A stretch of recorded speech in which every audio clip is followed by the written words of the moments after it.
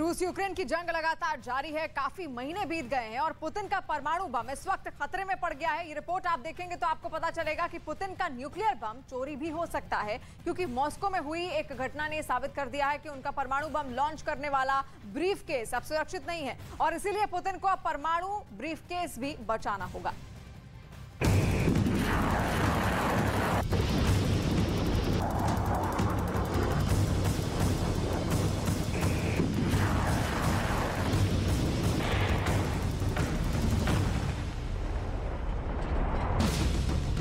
क्या पुतिन का परमाणु ब्रीफकेस चोरी होने वाला था?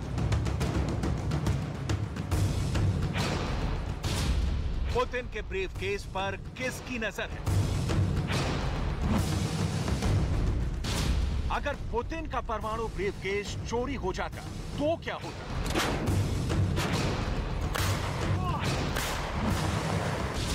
क्या कोई पुतिन के परमाणु बम पर कंट्रोल चाहता है?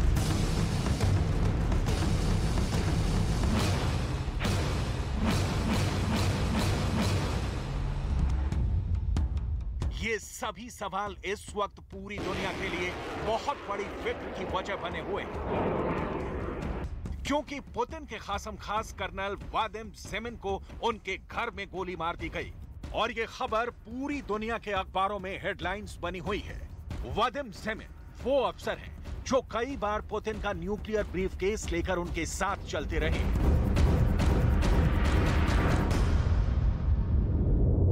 यानी पुतिन अगर परमाणु हमले का ऑर्डर देंगे तो इसमें उस व्यक्ति की बड़ी भूमिका होगी जिसके पास परमाणु ब्रीफकेस होगा।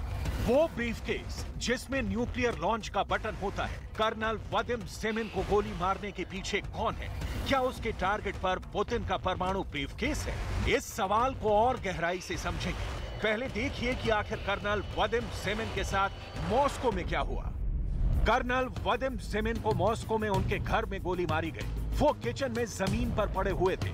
जिस वक्त उन पर हमला हुआ तब वो घर में अकेले थे। पुतिन के खासम खास कर्नल वादिम ज़ेमिन रूस की फेडरल सिक्योरिटी सर्विस में रह चुके हैं। अब बात उस ब्रीफकेस की जो हमेशा पुतिन के साथ एक खास सुरक्षा घेरे में रहता है और उसको कर्नल वादिम ज़ेमिन या कोई और अफसर संभालता है। पुतिन के इस सीक्रेट ब्रीफकेस में दुनिया की तबाही का सामान। ब्रीफकेस में परमाणु मिसाइल से हमला करने का कोड है जिसका इस्तेमाल कर रूस के राष्ट्रपति कभी भी कहीं से किसी भी देश पर न्यूक्लियर अटैक कर सकते हैं। इसलिए जिसने भी कर्नल वादिम ज़ेमिन को गोली मारी, ये सोचने वाली बात है कि क्या वो व्यक्ति या हमला कराने वाला पुतिन के न्यूक्लियर सीक्रेट तक पहुंचना चाहता है। दरअसल यूक्रेन के साथ जंग शुरू होने के बाद ही पुतिन ने अपने न्यूक्लियर वेपन्स को अलर्ट मोड पर रखा हुआ है। फरवरी महीने में ही पुतिन ने ऑर्डर दे दिया था कि रूस की स्ट्रेटेजिक कमांड हाई अलर्ट पर रहे। В конечном итоге только от людей, которые там живут, будет зависеть их будущее, и мы будем с уважением относиться к любому их выбору. А спецоперации, о которых мы что, молчать будем? Мы соответствующим образом отвечаем. Как только мы ответили, сразу цепляют за это, говорят, а вот Россия угрожает. Ничего мы не угрожаем. Но все должны знать, что у нас есть, и что мы будем применять, если потребуется для защиты нашего суверенитета. Это очевидная вещь. पुतिन या रूस के राष्ट्रपति के लिए परमाणु ब्रीफकेस कितना जरूरी है, अब उसकी बहुत बड़ी वजह समझिए। 1980 में बना ये ब्रीफकेस 1985 से सर्विस में है। 1999 में ये पुतिन के पास आया। इस ब्रीफकेस के जरिए ही रूस के 6000 से ज्यादा परमाणु बमों को कंट्रोल किया जाता है। अब सवाल ये है कि अगर परमाणु युद्ध का मौका आया तो क्या होगा? रूस क्या करेगा? और सबसे पहली और बड़ी बात, आखिर व्लादिमीर पुतिन क्या करेंगे? क्योंकि इस ब्रीफकेस की सिक्योरिटी भी बहुत बड़ा मुद्दा है। क्या पुतिन न्यूक्लियर अटैक के लिए परमाणु वाला बटन दबाएंगे? अगर पुतिन ने फैसला कर लिया कि परमाणु हमला करना ही है और कोई रास्ता नहीं है, तो पुतिन ऑर्डर कैसे देंगे? रूस का परमाणु बम कैसे लॉन्च होगा? और इसमें इस ब्रीफकेस का क्या रोल होगा? क्या पुतिन अपने खुफिया परमाणु तहखाने में जाएंगे? क्या इसी अंडरग्राउंड फैसिलिटी से पुतिन रूस की सबसे खतरनाक मिसाइल लॉन्च करने का ऑर्डर देंगे? क्या यहीं से पुतिन अपनी मिसाइल पावर को कंट्रोल करेंगे? बिल्कुल भी नहीं। रूस की न्यूक्लियर पावर और राष्ट्रपति व्लादिमीर पुतिन की परमाणु मिस्ट्री और एटमी कमांड सेंटर का रहस्य बहुत गहरा है। रूस की परमाणु पावर पुतिन के ऑर्डर से लेकर लॉन्चिंग पैड तक कैसे पहुंचती है और कैसे दागा जाएगा दुनिया का सबसे खतरनाक परमाणु बम। पुतिन ना किसी को फोन करेंगे, ना किसी को ऑर्डर देंगे। व्लादिमीर पुतिन बस एक सीक्रेट बटन दबाएंगे और वो बटन इसी सीक्रेट ब्रीफकेस में है। रूस के राष्ट्रपति के इस ब्रीफकेस को कहते हैं चेगेट। ये देखने में एक साधारण ब्रीफकेस जैसा है, लेकिन काम ऐसा करता है जिसे जानकर होश फाख्ता हो जाएंगे। मुमकिन है कि कोई इस ब्रीफकेस का सीक्रेट कर्नल वादिम ज़ेमेन से उगलवाना चाहता होगा। इस ब्रीफकेस में ऐसे बटन हैं जिससे परमाणु हथियार लॉन्च किए जा सकते हैं, इसलिए इसे पुतिन की न्यूक्लियर कमांड भी कहा जाता है। पुतिन को बस इस ब्रीफकेस के अंदर लगे बटन दबाने हैं और ऑर्डर मिलने पर रूस की परमाणु मिसाइल लॉन्च के लिए तैयार हो जाएगी। कमांड मिलने पर एक के बाद एक मिसाइल दागी जा सकती है। एक नहीं, दुनिया के कई शहर टारगेट किए जा सकते हैं। चाहे मिसाइल जमीन से लॉन्च करनी हो या फिर समंदर से, या फिर एक ऐसा ऑप्शन जिसका तोड़ आसान नहीं, यानी समंदर के नीचे मिसाइल लॉन्च।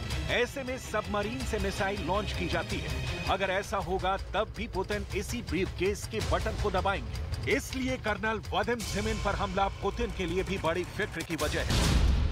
इसी बात को समझते हुए न्यूक्लियर ब्रीफकेस की सिक्योरिटी भी बहुत ज्यादा रखी गई है। एक कोड के जरिए ही इस ब्रीफकेस को खोला जा सकता है। ये एक तरह की न्यूक्लियर कमांड पोस्ट है जिसके कमांडर खुद व्लादिमीर पुतिन है। परमाणु हमले का आदेश देना हो तो चेगेट या पुतिन का ब्रीफकेस कैसे काम करेगा, अब इस बात को बहुत गौर से समझिएगा। रूस की ये न्यूक्लियर कमांड नुमा पोस्ट है जिसका बटन पुतिन दबाएंगे तो ऑर्डर सीधा सेंट्रल मिलिट्री कमांड के जनरल के पास जाएगा। इसके बाद वो जनरल इस कमांड को लॉन्चिंग पैड तक पहुंचाएगा जहां से न्यूक्लियर स्ट्राइक की जाएगी। ये लॉन्चिंग कोड मिसाइल रेजिमेंट के कमांडर के पास जाएगा। ये कोड परमाणु पनडुब्बी के कैप्टन के पास जाएगा। ये कोड न्यूक्लियर बॉम्बर उड़ा रहे कमांडर के पास भी जाएगा। और फिर होगी ऐसी न्यूक्लियर स्ट्राइक, फिर होगा ऐसा परमाणु धमाका जिसके ख्याल भर ने अमेरिका और नेटो की नींद उड़ा दी है। इसलिए पुतिन के साथ कर्नल वादिम ज़ेमेन पर हमला नेटो के लिए भी डरने की बड़ी वजह होनी चाहिए, क्योंकि रूस की मिसाइल इस वक्त अमेरिका और नेटो के खिलाफ ही टारगेट पर है। बस बटन दबाने की देर।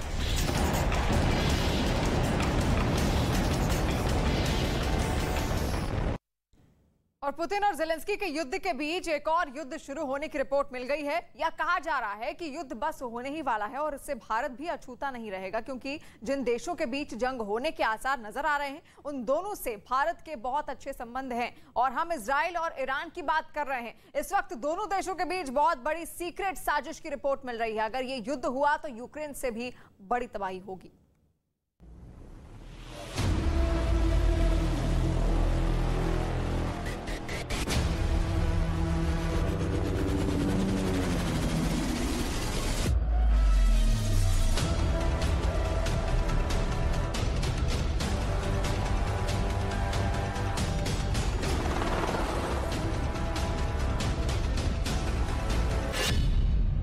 दुनिया की सबसे सीक्रेट साजिश क्या हो सकती है?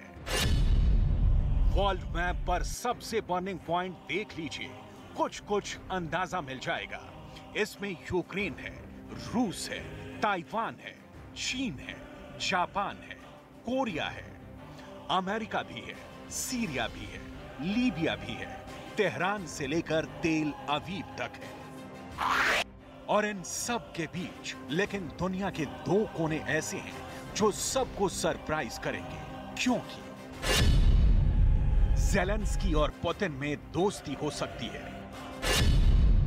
चीन और ताइवान के बीच रिश्ते सुधर सकते हैं। दोनों कोरिया फिर मिल सकते हैं। किम जोंग उन भी अमेरिका से दोस्ती कर सकता है।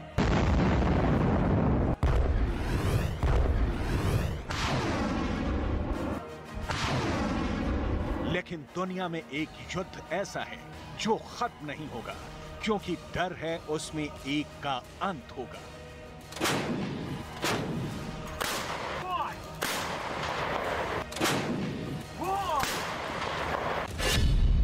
इसी एजेंडे में फंसे हैं ईरान और इजराइल, ऐसे देश जिनकी दुश्मनी की मिसाल दी जाती है। सबसे बड़ा खतरा जुलाई में है, क्योंकि जून में शुरू हुआ एक ताजा बवंडर दुनिया को अब एक और बहुत बड़े युद्ध की तरफ धकेल सकता है। ईरान की स्पेशल फोर्स हाई अलर्ट पर है। इजराइल की एयरफोर्स किसी भी वक्त ऑपरेशन शुरू कर सकती है। दोनों के टारगेट पर है दुनिया की सबसे सीक्रेट साजिश, क्योंकि बहुत बड़े तूफान के आने से पहले ईरान और इजराइल दोनों की सरकार ने ऐसे ऑर्डर जारी कर दिए हैं जो यूक्रेन से भी लंबे युद्ध और इससे भी खतरनाक तबाही की वजह बन सकते हैं। इस वक्त ईरान और इजराइल दोनों की ही फोर्स 24 से 48 घंटे चलने वाले एक ऑपरेशन की तैयारी कर चुकी है। बस इंतजार फाइनल फरमान का है। ऐसा क्यों कहा जा रहा है? इसके लिए पिछले हफ्ते और जून महीने की कुछ हेडलाइंस देख लीजिए, तस्वीर साफ हो जाएगी।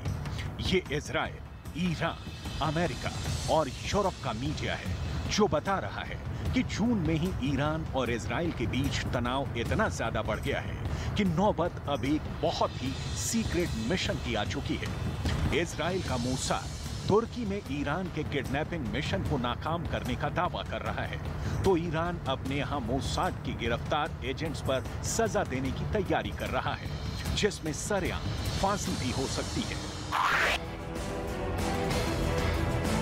इसलिए ईरान और इजराइल के बीच पिछले 24 घंटों में क्या हुआ है और अगले 24 घंटों में क्या होने जा रहा है, इसको बहुत ध्यान से समझना पड़ेगा, क्योंकि इन दो देशों के बीच युद्ध हुआ तो दुनिया यूक्रेन से भी बड़ी तबाही का सामना करेगी।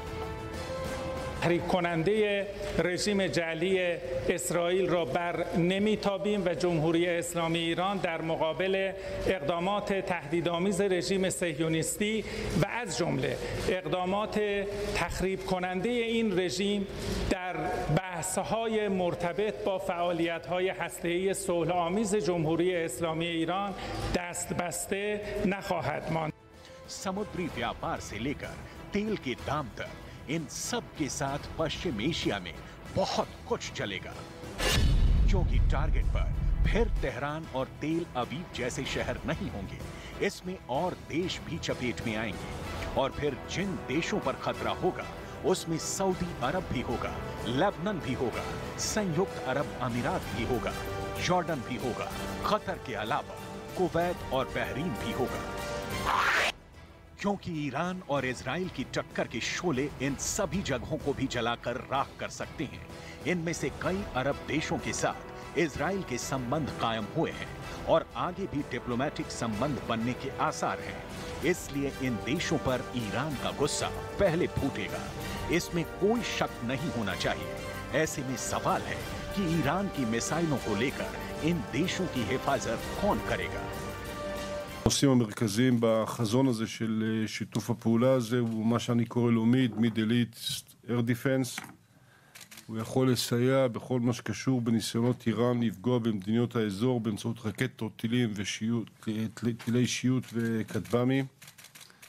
הרעיון הזה כבר בפעולה והביא לסיכול ניסיונות איראנים שדיברתי עליהם במזדמנות אחרות גם כאן וגם במזרח התיכון בכלל.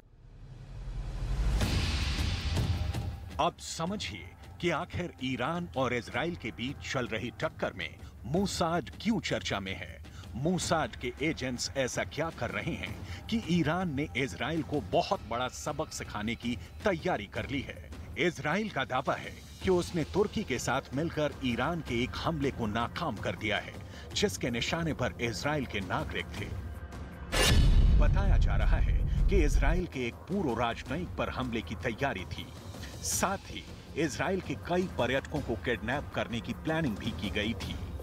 तुर्की की पुलिस ने 10 लोगों को पकड़ा है, जिसमें कई शार्प शूटर भी शामिल हैं।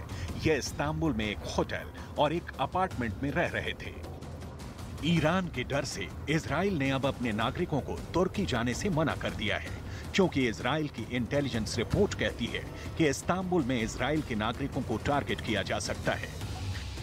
האלה אנחנו גם עדים לניסיונות איראנים לפגוע בישראלים ביעדים שונים בחו"ל. זרועות הביטחון של ישראל פועלים כדי לסכל ניסיונות פיגוע עוד בטרם יציאתם לפועל. אנחנו נמשיך לפגוע בשולחי המחבלים ובשולחי שולחיהם. הכלל החדש שלנו, מי ששולח... अब इजराइल के लोगों के लिए तुर्की में ऐसा खतरा क्यों उठा, इसे समझने के लिए ईरान और इजराइल के बीच टारगेट किलिंग वाली हिस्ट्री बहुत कुछ बता सकती है। ईरान का दावा है कि उसने मोसाद के एजेंट पकड़े हैं जो उसके परमाणु वैज्ञानिकों की हत्या करना चाहते हैं। ईरान ने 8 महीने तक एक ऑपरेशन चलाया, तब जाकर मोसाद के एजेंट उसके कब्जे में आए। इनमें एक महिला है जो ईरान के सरकारी दफ्तर में काम करती है। ईरान के स्पेशल फोर्स और ईरान की इंटेलिजेंस इस वक्त बहुत ज्यादा हाई अलर्ट पर है, क्योंकि इजराइल के निशाने पर ईरान के वैज्ञानिक रहे हैं। ईरान के मुताबिक इजराइल उसके परमाणु कार्यक्रम को रोकने के लिए उसके वैज्ञानिकों की हत्या करवा रहा है। इजराइल को लगता है कि अब ईरान अपने वैज्ञानिकों का बदला लेने के लिए उसकी जमीन पर नहीं तो किसी और देश में उसके सॉफ्ट टारगेट पर अटैक कर सकता है। לצד זאת אנחנו פנינו לאזרחי ישראל באזהרה להימנע בעת הזאת מלטוס לטורקיה אם זה לא הכרחי, בדגש מיוחד על איסטנבול. הסכנה שם עדיין גבוהה. אני קורא לאזרחי ישראל לגלות אחריות אישית ולשמור על ביטחונם.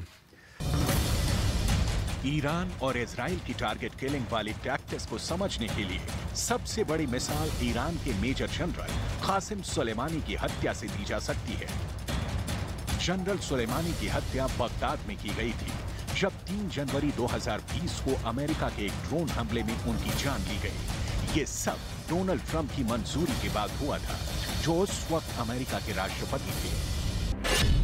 ईरान ने इसके लिए अमेरिका और इजराइल दोनों को जिम्मेदार ठहराया था। ये ईरान के खिलाफ हुई टारगेट किलिंग में सबसे बड़ा हमला था। ईरान ने इसका बदला भी लिया जब उसने इराक में मौजूद अमेरिका के एक मिलिट्री अड्डे पर कई मिसाइलों से हमला किया था। यानी ईरान के खिलाफ ऐसे हमले का जवाब जरूर मिलेगा, ये ईरान ने बता दिया था। लेकिन 2020 में ही ईरान के खिलाफ एक और ऐसा हमला हुआ। 2020 में ईरान के top nuclear scientist Mohsin Fakhrizadeh की हत्या कर दी गई थी। तेहरान में उनकी कार पर एक रिमोट कंट्रोल्ड मशीन गन से हमला किया गया था।